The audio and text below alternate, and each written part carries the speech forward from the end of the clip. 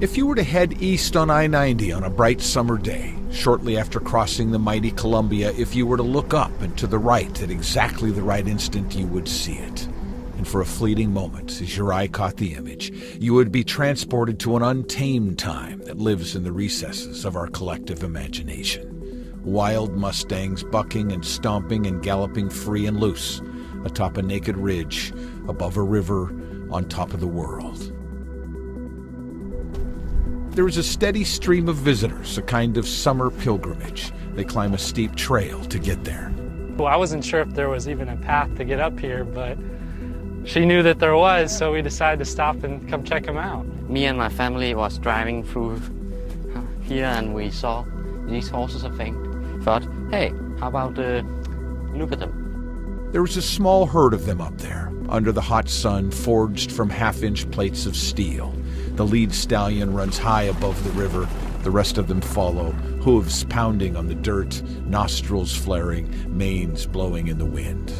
One of the people who shows up to admire the wild horses pulls a steel basket out of his car.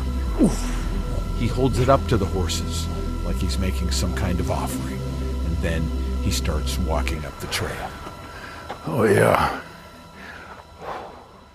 Like everyone else, Dave Govedare wants to get closer to the magnificent creatures on the ridge. He's been here before. I pulled into this site here, and I knew that Washington was having its centennial in 1989. And I looked up there and I thought, this is wild horse country. He pulls out a can of paint and begins covering graffiti. And somewhere along the way, he remembers. Dave is the creator of the wild horses. They came galloping out of his imagination. And in 1991, he cut them out and assembled them first on his ranch in Chewelah, north of Spokane, and then finally at the Columbia Gorge, where they have been frozen in time ever since. Finished with the graffiti, he inspects the Mustangs, one by one. Living steel. Yeah. The way a father inspects his children before church. We built our whole culture on horses. You know, much of why America ever happened was because of how the horse helped transform things. The meaning of this piece, the meaning of it was here long before I ever showed up.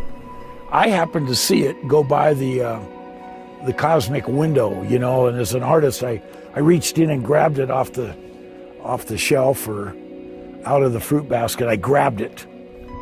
The imagery of a basket yielding its bounty is a theme for this man.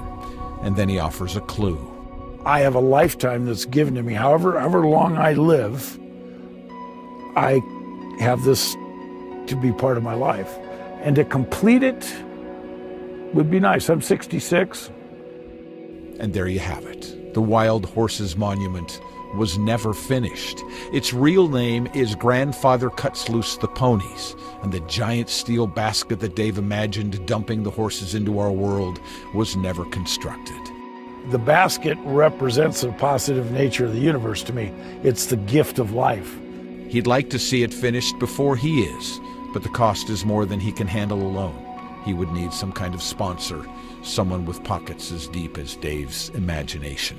Until that happens, the Wild Horses will continue doing exactly what Dave Govedare always dreamed they would do.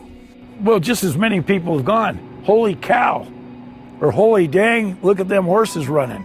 That to me is all it needs to be, a split second. It only takes a split second to wake up echoes, to set our dreams loose, running wild and free like the ponies on the ridge, breathing fire, uninhibited, dancing in the moonlight for all time. It is up there waiting, unfinished as we've learned. It is also perfection.